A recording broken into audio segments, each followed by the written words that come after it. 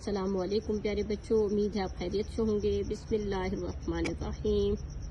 ربی زدنی علما، ربی زدنی علما، ربی زدنی علما۔ اردو جماعت ششم۔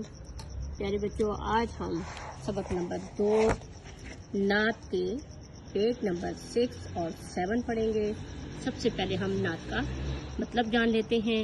ایسی نظم جس میں حضرت محمد صلی اللہ علیہ وسلم کی تعریف بیان کی جائے نعت کہلاتی ہے۔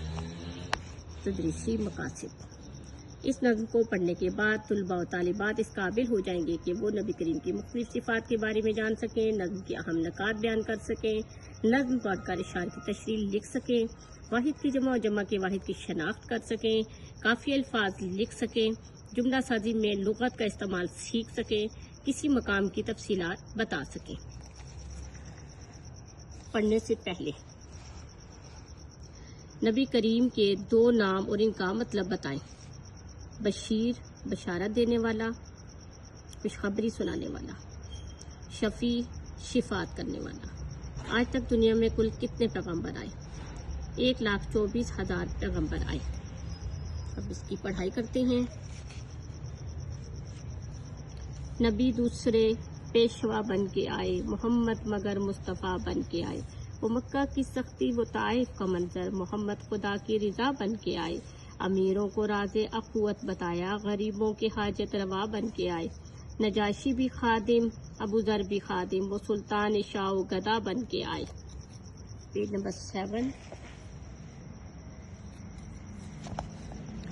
شکستہ دلوں کو محبت سے جوڑا، دھڑکتے دلوں کی صدا بن کے آئے۔